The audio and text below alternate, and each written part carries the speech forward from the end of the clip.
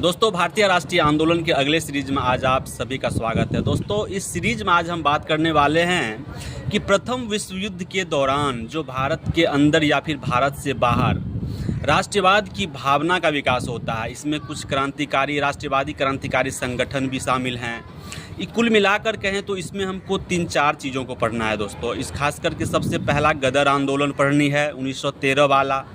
उसके बाद कामागाटा मारू प्रकरण पढ़नी है दोस्तों। कामागाटा मारू एक जहाज़ है, इसके बारे में हम लोग आगे डिटेल से पढ़ेंगे, जो 1914 में घटना हुई थी।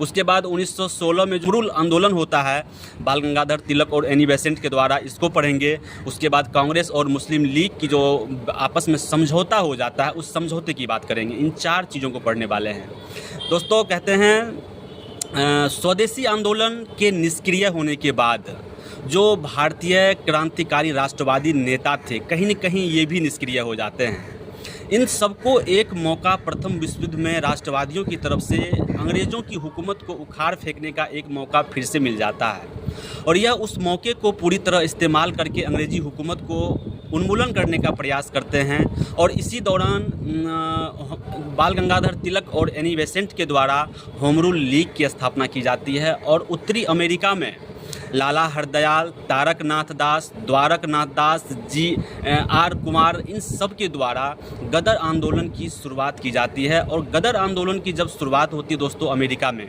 1913 में, यह भी एक क्रांतिकारी संगठन है। लाला हरदयाल के द्वारा 1913 में गदर आंदोलन की शुरुआत हो जाती है। और गदर आंदोलन को जब हम पढ़ेंगे तो इसमें हम कुल मिलाकर के 3-4 चीज़ों का अध्ययन करने वाले हैं दोस्तों। खास करके गदर आंदोलन की भूमिका क्या थी, इनकी इस आंदोलन का प्रसार कैसे हुआ, इसका अध्ययन करेंगे।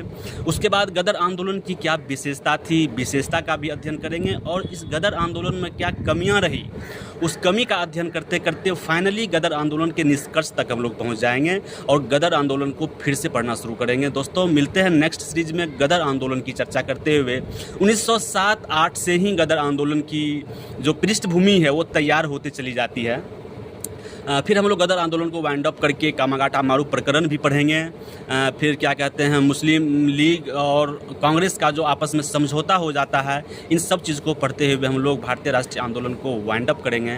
दोस्तों, हम मिलते हैं नेक्स्ट सीरीज में। फिलहाल आप सभी को जय हिंद।